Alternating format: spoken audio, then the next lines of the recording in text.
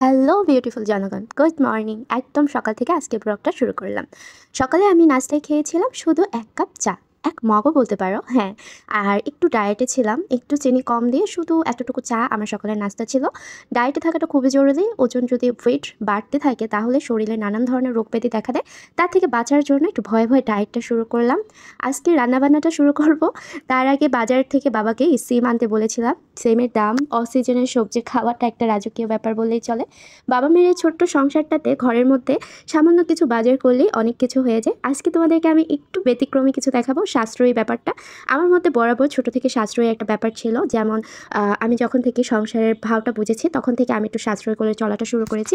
এটাকে যারা কৃপণতা বলবে তারা অ্যাকচুয়ালি আমার চোখে একদম বোকার্থ মানুষ। কারণ কৃপণতা এক জিনিস, সাশ্রয় আরেক জিনিস। দুইটার মধ্যে অনেক তফাৎ খুঁজে পাবেন। আপনারা আজকে দেখতে পাচ্ছেন একটা মাছের মাথা, ২টা প্যাটা, তারপরে ছিল ২টা প্যাটের অংশ আর একটা ছিল টুকরা। একদম অল্প একটু মাছ ছিল। এই ব্যাপারটা কিন্তু বেশ ভালো। কারণ হচ্ছে আমরা যখন বাজার করে ঘরে বেশি বেশি করে যখন বাজার-টাজার আনা হয়, আমি কি করি এখান থেকে অল্প অল্প করে উঠিয়ে রাখি। যেন যেই দিন আমাদের বাজারটা করা হবে না অথবা ২ দিন সময় লাগবে বাজারে, তখন যেন আমি এখান থেকে হলেও দুপুরের বা রাতের খাবারে ভালো কিছু রান্না করতে পারি। এখানে যেন ডিম বা অন্য কিছু আমাদেরকে খেতে না হয়। যেটা আমাদের কাছে একদমই ভালো লাগে না, যে ডিম অথবা ভর্তা এটা কিন্তু মানুষের কাছে সবসময় খাবারের জিনিস না। কারণ আপনারা কখনো মনে চাইবে আজ দুপুরে ডিম খেতে না, কিন্তু আপনাকে রাখতেই হবে, কারণ আপনার ঘরে ওই সময়টাকালীন বাজার নাই।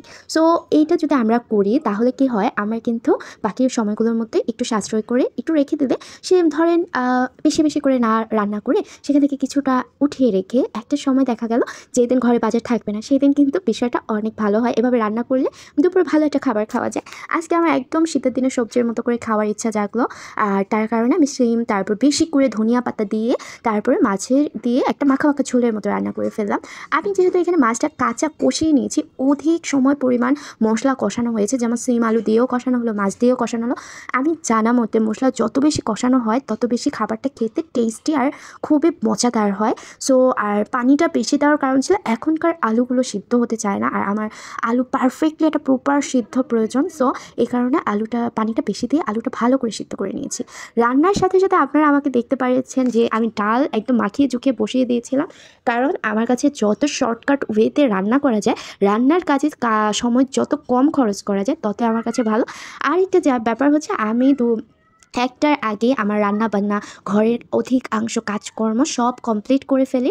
আর সকাল ৯টা বাজে ঘুম থেকে উঠেও আমি কিন্তু তোমার হচ্ছে ১টা বাজের মধ্যে কিন্তু আমি কাজগুলো কমপ্লিট করে ফেলি। এমন না যে আমি ঘুম থেকে উঠে নাস্তা করে সাথে সাথে কাজগুলো করা শুরু করলাম।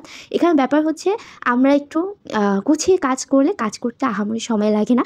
রান্নার কাজ ক্ষেত্রে আমি সময় সর্বোচ্চ ১.৫ কি ২ ঘন্টা নেই। তার মধ্যে আমার ধোয়া, পাকলা, রান্না-বান্না এভরিথিং ওভার হয়ে যায়।